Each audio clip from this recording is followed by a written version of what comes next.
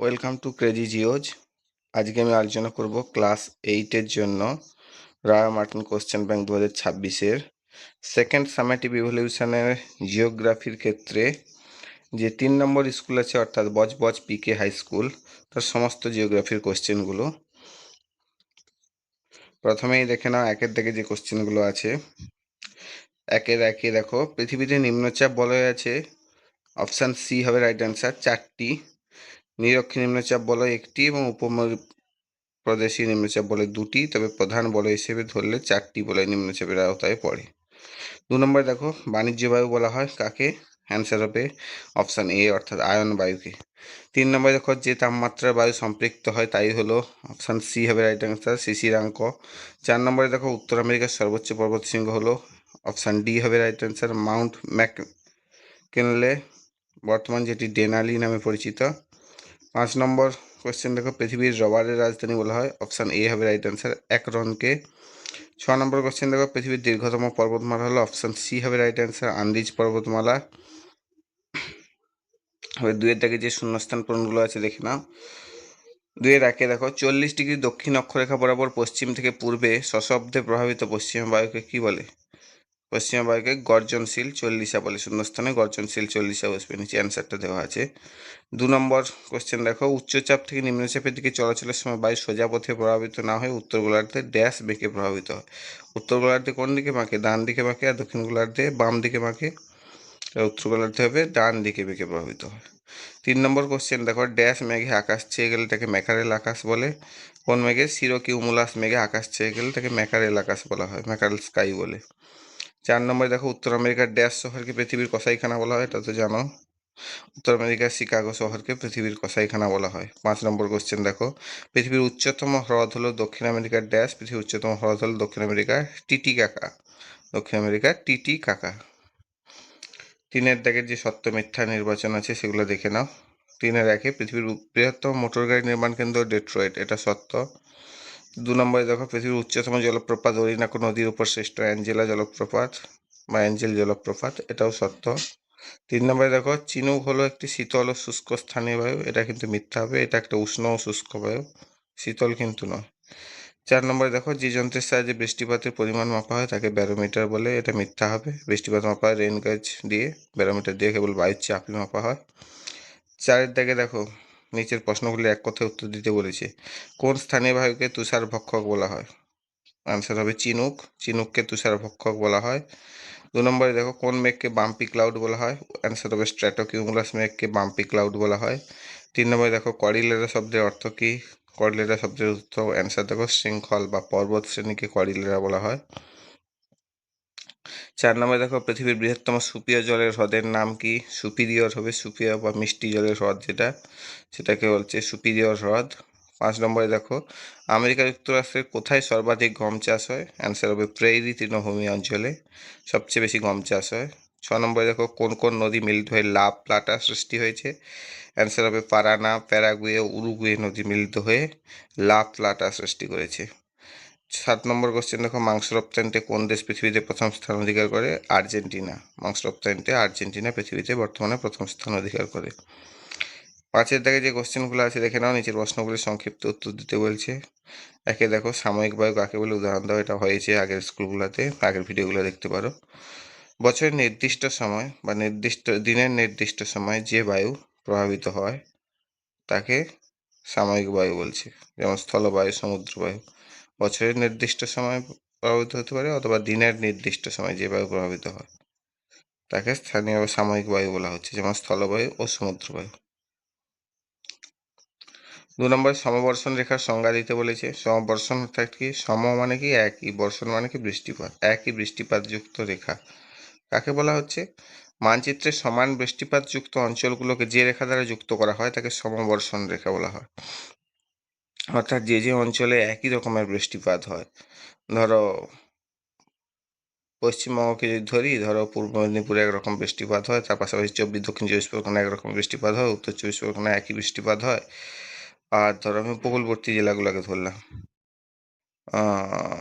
কলকাতাতে একই রকম বৃষ্টিপাত হয়। এই জেলাগুলোকে হচ্ছে একটা রেখা দ্বারা যদি যুক্ত করি আমরা, সেটাকে বলা হচ্ছে সমবর্ষণ রেখা, কারণ এখানে প্রত্যেকটা জেলায় সমান বৃষ্টিপাত হয়। ধরো 300 মিলিমিটার বৃষ্টিপাত হয় প্রত্যেকটা জেলায় বছরে, তাহলে ওটা সমবর্ষণ রেখা। উদাহরণস্বরূপ কি কোনো মানচিত্রে যদি 5টি স্থান বার্ষিক গড় বৃষ্টিপাত 100 সেমি হয়, তবে ওই পাঁচটি স্থানকে যে রেখা দিয়ে যুক্ত করা হয় তাই হলো সমবর্ষণ রেখা, যেরকম বললাম। এবার 3 নম্বরে দেখো ফার শিল্প কি, এটাও হয়েছে। উত্তর আমেরিকার তৈগা বনভূমি থেকে সংগৃহীত পশমযুক্ত পশুর চামড়া বা লোম প্রক্রিয়াকরণ করে পোশাক তৈরি শিল্পই হলো ফার শিল্প। এর মূল বৈশিষ্ট্যগুলি কি, কাঁচামাল এখানে সাধারণত শিয়াল, মিঙ্ক বা খরগোশ বা সিল মাছের মতো পশুর নরম লোমযুক্ত চামড়া ব্যবহার করা হয়। পণ্য কি, এই শিল্পে প্রধানত শীতের ভারী কোট, টুপি, গ্লাভস এবং বিলাসবহুল ফ্যাশন সামগ্রী তৈরি করা হয়। এর বিতর্ক কি আছে, বর্তমানে পশু পাখির সুরক্ষা নৈতিক কারণে অনেক দেশই এই শিল্পের উপর কঠোর বিধিনিষেধ আরোপ করেছে বা কঠোর বিধিনিষেধ রয়েছে। এবার 4 নম্বর কোশ্চেন এখানে, এস্টেনেসিয়া কি? এস্টেনেসিয়া হলো দক্ষিণ আমেরিকার আর্জেন্টিনা উরুগুয়ের পম্পাস তীরভূমি অঞ্চলে অবস্থিত বিশাল আয়তনের পশুপালন খামার। এই খামারগুলির বৈশিষ্ট্য কি, পাশে একটা ছবি দেওয়া আছে দেখো। এখানে বাণিজ্যিকভাবে গরু, ভেড়া ও ঘোড়া পালন করা হয়।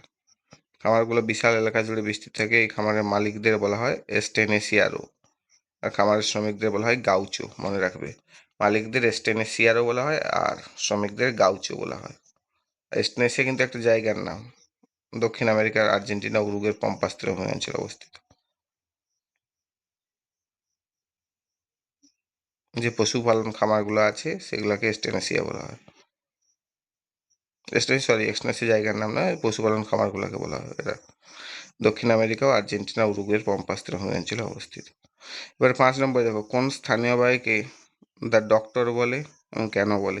পশ্চিম আফ্রিকার গিনি উপকূলে প্রভাবিত উষ্ণ ও শুষ্ক স্থানীয় বায়ুকে হারমাটনকে দ্য ডক্টর বলা হয়। পশ্চিম আফ্রিকার গিনি উপকূলে প্রভাবিত উষ্ণ শুষ্ক স্থানীয় বায়ু হারমাটানকে দ্য ডক্টর বলা হয়। কেন বলা হয়? গিনি উপকূলীয় অঞ্চলের আবহাওয়া সাধারণত অত্যন্ত আর্দ্র, ভ্যাপসা গরম থাকে, যা অস্বাস্থ্যকর। কিন্তু শীতকালে যখন আমরা সাহারা মরুভূমি থেকে শুষ্ক হারমাটন বায়ু অঞ্চলে আসে, তখন তা বাতাসের অতিরিক্ত আর্দ্রতা কমিয়ে আবহাওয়াকে আরামদায়ক ও স্বাস্থ্যকর করে তোলে। মানুষের শারীরিক স্বস্তি বা শারীরিক যে অস্বস্তিটা সেটা দূর করে আরামদায়ী বলে একে স্থানীয়ভাবে দ্য ডক্টর বলা হয়। এবার 6 নম্বরে দেখো, হাডসন উপসাগরকে ঘিরে উত্তর আমেরিকা মহাদেশের কোন উচ্চভূমি গড়ে উঠছে, এখানকার ভূপ্রকৃতি কেমন? হাডসন উপসাগরকে কেন্দ্র করে উত্তর আমেরিকার কানাডীয় সিল্ট বা লরেন্সীয় মালভূমি উচ্চভূমিটি গড়ে উঠেছে। এখানকার ভূপ্রকৃতি কেমন? উত্তরাখণ্ডের সিল অঞ্চলের ভূপ্রকৃতি অত্যন্ত প্রাচীন ও বৈচিত্র্যময়। পাশে একটা ছবি দেওয়া আছে, দেখতে পাবে। গঠন কি, এটি পৃথিবীর অন্যতম প্রাচীন শিলায় গঠিত একটি ক্ষয়প্রাপ্ত মালভূমি। এর উচ্চতা কত? দীর্ঘকাল ধরে হিমবাহ নদীর ক্ষয় কার্যের ফলে অঞ্চলটি এখন একটি নিচু ও ঢেউ খেলানো সমভূমি বা মালভূমির আকার ধারণ করেছে।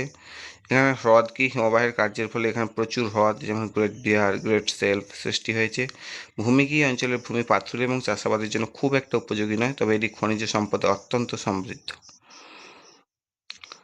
এবারে 6 দাগের কোশ্চেনগুলো দেখে নাও। নিচের প্রশ্নগুলি যথাযথ উত্তর দিতে বলছি, যে কোনো 3টি। 1 দাগে দেখো, নিরক্ষীয় নিম্নচাপ বলের সৃষ্টির কারণগুলি সম্পর্কে লেখো। নিরক্ষীয় নিম্নচাপ বলের সৃষ্টির কারণ, নিরক্ষরেখার উভয় পার্শ্বে 5 ডিগ্রি থেকে 10 ডিগ্রি উত্তর দক্ষিণ অক্ষাংশের মধ্যবর্তী। সিটা হবে না, সিটা প্রিন্টিং মিস্টেক হয়ে গেছে। এটা সিটা মানে সেন্ট্রিগেটের সাইন, কিন্তু সিটা কোনো কারণে মিস্টেক হয়ে গেছে, টাইপ মিস্টেক। 5 ডিগ্রি থেকে 10 ডিগ্রি হবে। উত্তর ও দক্ষিণ অক্ষাংশের মধ্যবর্তী অঞ্চলে নিরক্ষীয় নিম্নচাপ বলয় অবস্থান করে। এই নিম্নচাপ বলয়ের সৃষ্টির প্রধান কারণগুলি হলো, একটা হচ্ছে সূর্যরশ্মি লম্বভাবে পতন, এগুলো পড়েছো আগে।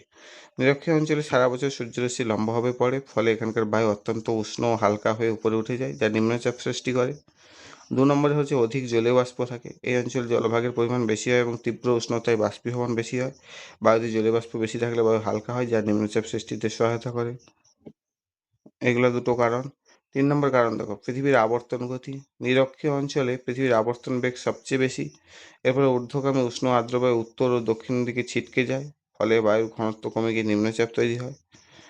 4 নম্বর যেটা আছে, বায়ুর ঊর্ধ্বগমন। এখানে উষ্ণ বায়ু হালকা হয়ে সোজাসুজি উপরে উঠে যায়, ফলে কি হচ্ছে, বায়ুর কোনো পার্শ্ব প্রবাহ বা আনুভূমিক চলাচল অনুভূত হয় না, যা নিম্নচাপ বলয়টিকে শান্ত রাখতে সাহায্য করে। একে ডোলড্রামস বা শান্ত বলয়ও বলা হয়। এই 4টা কারণ মোটামুটি পড়বে। এবারে হচ্ছে 2 নম্বরে দেখো, পরিচালন বৃষ্টিপাত নিরক্ষীয় অঞ্চলে বেশি হতে দেখা যায় কেন? নিরক্ষীয় অঞ্চলে পরিচালন বৃষ্টিপাত বেশি হওয়ার প্রধান কারণগুলি নিচে আলোচনা করা হলো। কি কি? তীব্র সূর্যরশ্মি একটা পড়ে। নিরক্ষীয় অঞ্চলে সারা বছর সূর্যের লম্বভাবে কিরণ দেয়, ফলে এখানকার স্থলভাগে জলভাগ অত্যন্ত উত্তপ্ত হয়ে ওঠে। অধিক বাষ্পীভবন দেখা যায়। একই রকম টাইপের কোশ্চেন এগুলো, আগের কোশ্চেনের মতো। এই অঞ্চলে বিশাল জলভাগ, মহাসাগর থাকায় এবং প্রচণ্ড তাপে জল দ্রুত বাষ্পীভূত হয়ে বাতাসে মিশে যায়। বাতাসের আর্দ্রতা এখানে খুব বেশি থাকে। 3 নম্বরে হচ্ছে ঊর্ধ্বগম, উত্তপ্ত বা হালকা হয়ে প্রচুর জলীয় বাষ্প সরাসরি উপরে উঠে যায়। 4 নম্বরে হচ্ছে ঘনীভবন ও বৃষ্টিপাত, উপরে উঠে এই বায়ু শীতল ও প্রসারিত হয়, যার ফলে জলীয় বাষ্প ঘনীভূত হয়ে মেঘ সৃষ্টি করে। প্রতিদিন বিকেলে বা সন্ধ্যায় এখানে প্রবল বজ্রবিদ্যুৎ সহ পরিচালন বৃষ্টিপাত, যা 4 o'clock রেইন নামে পরিচিত, সেইটা ঘটে থাকে। এবার 3 নম্বর কোশ্চেন দেখো, কোন নদী উপত্যকায় গ্র্যান্ড ক্যানিয়ন গড়ে উঠেছে এবং গ্র্যান্ড ক্যানিয়ন গড়ে ওঠার কারণ কি? উত্তর আমেরিকার কলোরাডো নদীর উপত্যকায় গ্র্যান্ড ক্যানিয়ন গড়ে উঠেছে। গ্র্যান্ড ক্যানিয়ন গড়ে ওঠার কারণ কি? নদীর নিম্নক্ষয়। কলোরাডো নদী তার প্রবল স্রোতের মাধ্যমে কয়েক লক্ষ বছর ধরে শিলাস্তরকে গভীরভাবে ক্ষয় করছে। পাশে একটা ছবি দেওয়া আছে, দেখো শিলাস্তরকে ক্ষয় করে কিরকম নদী খাত সৃষ্টি করেছে। শুষ্ক জলবায়ু, এই অঞ্চলটি শুষ্ক ও মরুপ্রায় হয়, এখানে বৃষ্টির পরিমাণ খুব কম। এর ফলে পার্শ্বক্ষয়ের তুলনায় নিম্নক্ষয় অনেক বেশি হয়েছে, যা গভীর সংকীর্ণ ক্যানিয়ন তৈরি করেছে। ভূমির উচ্চতা বৃদ্ধি, ভূতাত্ত্বিক পরিবর্তনের ফলে কলোরাডো মালভূমি উঁচু হতে থাকলে নদী তার গতিপথ বজায় রাখতে শিলাস্তর কেটে আরও গভীরে প্রবেশ করেছে। মালভূমিটা উঁচু হচ্ছে, কিন্তু নদীর যেহেতু জল কম, সে হচ্ছে তার গতিপথ বজায় রাখার জন্য শিলাস্তর কেটে আরও গভীরে প্রবেশ করছে, ফলে হচ্ছে গ্র্যান্ড ক্যানিয়ন গড়ে উঠেছে এখানে। 4 দাগের কোশ্চেনগুলো দেখে নাও। দক্ষিণ আমেরিকার প্রধান প্রধান নদীগুলি কি কি, এখানকার নদীগুলি বা নদ নদীর বৈশিষ্ট্যগুলো কি কি? দক্ষিণ আমেরিকার প্রধান নদী, 1 নম্বরে আছে আমাজন, এটি মহাদেশের বৃহত্তম এবং বিশ্বের দ্বিতীয় দীর্ঘতম নদী। 2 নম্বরে আছে পারানা, এটি দক্ষিণ আমেরিকার দ্বিতীয় দীর্ঘতম নদী। 3 নম্বরে আছে প্যারাগুয়ে, পারানা নদীর প্রধান উপনদী। 4 নম্বরে আছে উরুগুয়ে, এটি আর্জেন্টিনা ও উরুগুয়ের সীমান্ত গঠন করে। 5 নম্বরে আছে ওরিনোকো, ভেনেজুয়েলার প্রধান নদী। 6 নম্বরে আছে ম্যাগডালেনা, কলম্বিয়ার প্রধান নদী। 7 নম্বরে আছে সাও ফ্রান্সিসকো, ব্রাজিলের একটি গুরুত্বপূর্ণ নদী। এখানকার নদ নদীগুলোর বৈশিষ্ট্যগুলো দেখে নাও। দক্ষিণ আমেরিকার নদ নদীগুলির বিশেষ কিছু বৈশিষ্ট্য লক্ষ্য করে যায়, পাশে একটা ছবি দেওয়া আছে, দেখলে বুঝতে পারবে। বিশাল দৈর্ঘ্য আয়তন, আমাজনের মতো বিশ্বের বৃহত্তম জলবাহ সম্পন্ন নদী এই মহাদেশে অবস্থিত। বৃষ্টির জলে পুষ্ট অধিকাংশ নদী নিরক্ষীয় ক্রান্তীয় বৃষ্টিপাত অঞ্চলে হয়, এগুলিতে সারা বছর প্রচুর জল থাকে এবং নিত্যবাহ হয়, ছবিতে দেখতে পাচ্ছ। উৎপত্তি, এখানকার প্রায় সব নদী পশ্চিম আন্দিজ পর্বতমালা এবং পূর্বে ব্রাজিল ও গায়ানা উচ্চভূমি থেকে উৎপন্ন হয়েছে। জলবিদ্যুৎ উৎপাদন হয়, অনেক নদী পাহাড়ি অঞ্চলের উপর দিয়ে প্রবাহিত হওয়ার সময় সেখানে জলবিদ্যুৎ উৎপাদনের অনুকূল পরিবেশ রয়েছে, যেমন পারানা নদীতে। নাব্যপথ, সমভূমি অঞ্চলের নদীগুলি দীর্ঘ পথ পাড়ি দেয় বলে এগুলি অভ্যন্তরীণ জলপথ হিসেবে বা যাতায়াতের জন্য অত্যন্ত গুরুত্বপূর্ণ। মোহনা, এখানকার অধিকাংশ নদী আটলান্টিক মহাসাগরে গিয়ে মিশেছে। এগুলাই এর বৈশিষ্ট্য, মন দিয়ে পড়বে, পয়েন্টগুলো মনে রাখবে আর ছবিটা দেখবে, দেখলে বুঝতে পারবে যে ঘন জঙ্গল আছে, নদীগুলো সবসময় জল বহন করছে, জলবিদ্যুৎ উৎপাদনের সুবিধা আছে, এগুলো বৃষ্টির জলে পুষ্ট, জঙ্গল থাকার জন্য বেশি বৃষ্টিপাত হবে, দৈর্ঘ্য আয়তন বৃহত্তম। এগুলো পয়েন্টগুলো মনে রাখবে, আর মোহনাটা কোথায় পড়েছে মনে রাখবে, এগুলো বৈশিষ্ট্য হয়ে যাবে। এবার 7 দাগে দেখো, নিচের প্রশ্নগুলির ব্যাখ্যামূলক উত্তর দিতে বলেছে। শৈলক্ষেপ বৃষ্টিপাত কীভাবে সংঘটিত হয় তার চিত্রসহ ব্যাখ্যা করতে বলেছে। শৈলক্ষেপ বৃষ্টিপাত, এটা আগেও হয়েছে, এই কোশ্চেনটা আগের ভিডিওতে দেখতে পারো। সমুদ্রের দিক থেকে আসা জলীয় বাষ্পপূর্ণ আর্দ্র বায়ু প্রবাহ পথে কোনো পর্বত বা উচ্চভূমিতে বাধা পেলে ওই পর্বত গাত্র বেয়ে উপরে উঠে যায় এবং শীতল ও ঘনীভূত হয়ে যে বৃষ্টিপাত ঘটায় তাকে শৈলক্ষেপ বৃষ্টিপাত বলে। উৎপত্তি প্রক্রিয়া কি?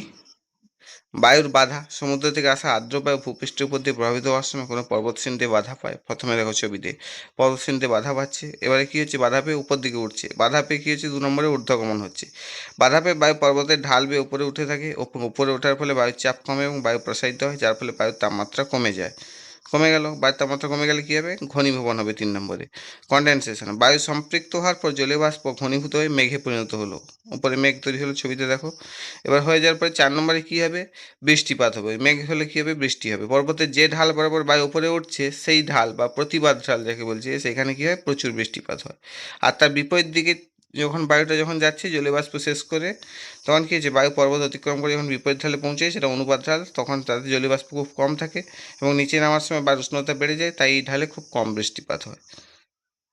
আর উদাহরণ তো পশ্চিমঘাট পর্বত, তার পশ্চিম ঢালে অর্থাৎ প্রচুর বৃষ্টিপাত হয়, যেটা হচ্ছে আমার প্রতিবাদ ঢাল। আর পূর্ব ঢালটা হচ্ছে অনুপাত ঢাল, যেখানে দাক্ষিণাত্য মালভূমি অবস্থিত, সেটা একটা বৃষ্টির ছায় অঞ্চল।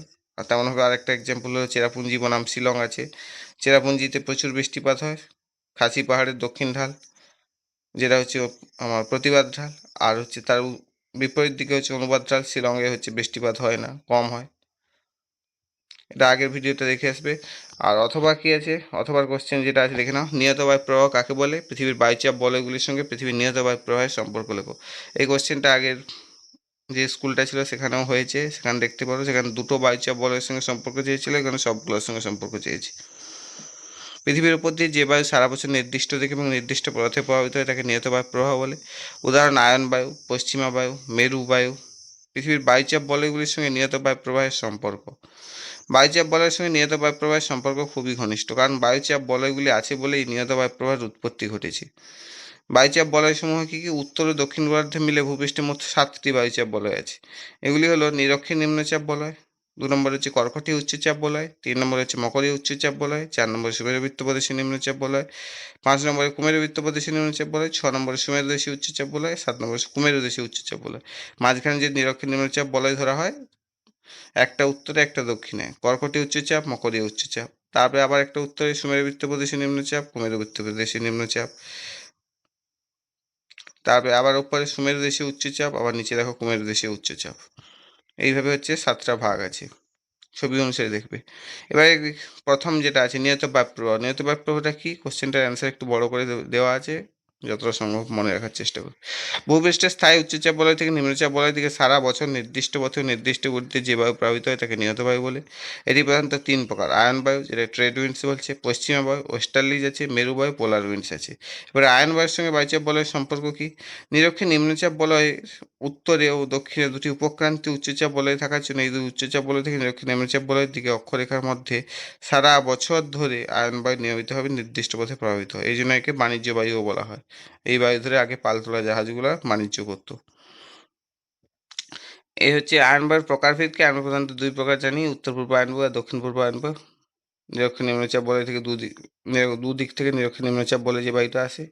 উত্তর গোলার্ধে কর্কটীয় উচ্চচাপ বলয় থেকে নিরক্ষীয় নিম্নচাপ বলয় দিকে প্রবাহিত হওয়ার সময় ফেরেলের সূত্র অনুসারে ডান দিকে বেঁকে উত্তর পূর্ব দিকে প্রবাহিত হয়। আর দক্ষিণ পূর্ব আয়ন বায়ু কি? দক্ষিণ গোলার্ধে মকরীয় উচ্চচাপ বলয় থেকে নিরক্ষীয় নিম্নচাপ বলয় দিকে প্রবাহিত হওয়ার সময় ফেরেলের সূত্র অনুসারে বাম দিকে বেঁকে দক্ষিণ পূর্ব দিকে প্রবাহিত হয়। পশ্চিমা বায়ু ও বায়ুচাপ বলয়ের সম্পর্ক কি? আয়ন বায়ুর সঙ্গে হয়ে গেল। 2 নম্বরে পশ্চিমা বায়ুর সঙ্গে বায়ুচাপ বলয়ের সম্পর্ক কি? উভয় গোলার্ধের উপক্রান্তীয় উচ্চচাপ বলয় থেকে, মানে 30 ডিগ্রি থেকে 60 ডিগ্রি বা 35 ডিগ্রি থেকে 60 ডিগ্রিতে, কর্কটীয় মকরীয় উচ্চচাপ বলয় থেকে মেরুবৃত্ত প্রদেশের নিম্নচাপ বলয়ের দিকে অক্ষরেখার মধ্যে সারা বছর ধরে যে বায়ু নিয়মিতভাবে প্রবাহিত হয় তাকে পশ্চিমা বায়ু বলে। পশ্চিমা বায়ুর প্রকারভেদ কি? দক্ষিণ পশ্চিম পশ্চিমা বায়ু উত্তর গোলার্ধে কর্কটীয় উচ্চচাপ বলয় থেকে সুমেরুবৃত্ত প্রদেশের নিম্নচাপ বলয়ের দিকে প্রভাবিত হয়। আবার উত্তর পশ্চিম পশ্চিমা বায়ু কি? দক্ষিণ গোলার্ধে মকরীয় উচ্চচাপ বলয় থেকে কুমেরুবৃত্ত প্রদেশের নিম্নচাপ বলয়ের দিকে প্রভাবিত হয়। এখানে ছবিতে দেখতে পাচ্ছ যে 30 থেকে 60-এর মধ্যে যেটা উত্তর পশ্চিমটা হচ্ছে আমার দক্ষিণ পশ্চিমটা হচ্ছে উত্তর গোলার্ধে প্রভাবিত হচ্ছে উপরের দিকে, আর উত্তর পশ্চিমটা হচ্ছে দক্ষিণ গোলার্ধে প্রভাবিত হচ্ছে নিচের দিকে। এবার মেরু বায়ুর সঙ্গে বায়ুচাপ বলয়ের সম্পর্ক কি? যে বায়ু প্রবাহ নিয়মিতভাবে সুমেরু এবং কুমেরু উচ্চচাপ বলয় থেকে উপমেরু নিম্নচাপ বলয়ের দিকে প্রভাবিত হয় তাকে মেরু বায়ু বলে। মেরু বায়ুর প্রকারভেদ কি? মেরু বায়ু প্রধানত 2 প্রকার। একটা হচ্ছে উত্তর পূর্ব মেরু বায়ু, উভয় গোলার্ধের সুমেরু দেশীয় উচ্চচাপ বলয় থেকে সুমেরু বৃত্ত প্রদেশীয় নিম্নচাপ বলয়ের দিকে প্রভাবিত হওয়ার সময় ফেরেলের সূত্র অনুসারে ডান দিকে বেঁকে উত্তর পূর্ব দিকে প্রভাবিত হয়, একদম উপরে ব্লু কালারে। আর একদম নিচে আছে দেখো দক্ষিণ পূর্ব মেরু বায়ু, দক্ষিণ গোলার্ধে কুমেরু দেশীয় উচ্চচাপ বলয় থেকে কুমেরু বৃত্ত প্রদেশীয় নিম্নচাপ বলয়ের দিকে প্রভাবিত হওয়ার সময় ফেরেলের সূত্র অনুসারে বাম দিকে বেঁকে দক্ষিণ পূর্ব দিকে প্রভাবিত হয়। এটাই হচ্ছে মেরু বায়ুর সঙ্গে বায়ুচাপ বলয়ের সম্পর্ক। কোশ্চেনটা একটু ভালো করে পড়বে, একটু ডিটেলসে দেওয়া আছে, ছোট করে মনে রাখার চেষ্টা করবে। এবার 2 নম্বর কোশ্চেন দেখো, উত্তর আমেরিকার হ্রদ অঞ্চলে শিল্পোন্নতির কারণগুলি দেখো।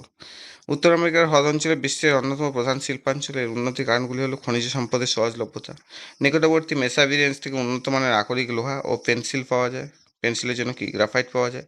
আর ভেনিয়া ও অ্যাপেলেশিয়ান অঞ্চল থেকে, পেন্সিলের পরে একটা পূর্ণচ্ছেদ হতো, মিস্টেক হয়ে গেছে, একটু পূর্ণচ্ছেদ দিয়ে দেবে।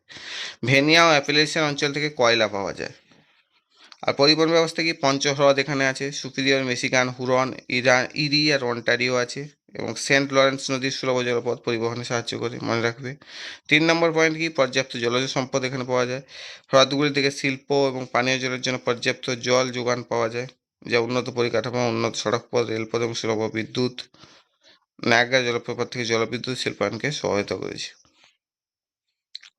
এর অথবা যে কোশ্চেনটা আছে দেখে নাও, দক্ষিণ আমেরিকার সেলভা অরণ্যের অবস্থান সম্পর্কে লেখো।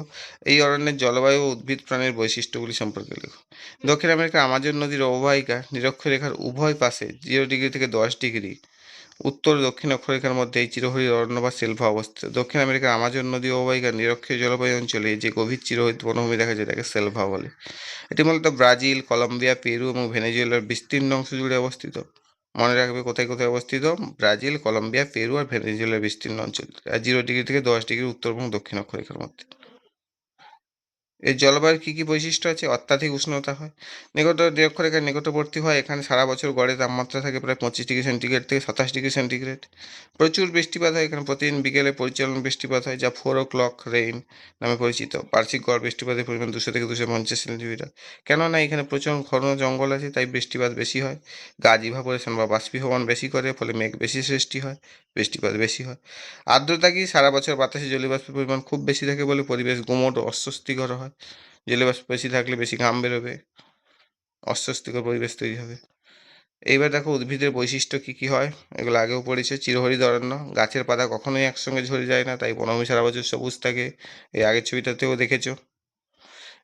আর 2 নম্বর চাঁদোয়া বা ক্যানোপি সৃষ্টি হয়, গাছগুলো অত্যন্ত ঘন এবং দীর্ঘ হয়, উপরের দিকে ডালপালা মিলে ছাতার মতো ঢাকা বা চাঁদোয়া তৈরি করে, ফলে অরণ্যের তলদেশে সূর্যের আলো পৌঁছতে পারে না, ফলে তলদেশ কেমন হবে? স্যাঁতস্যাঁতে হবে, আর্দ্র হবে।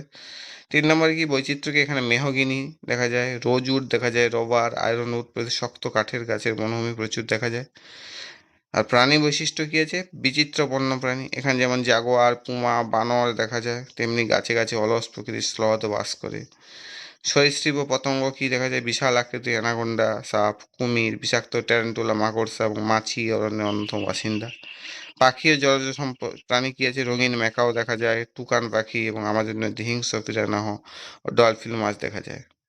ছবিগুলো পাশে দেওয়া আছে, লক্ষ্য করবে। Thank you for watching.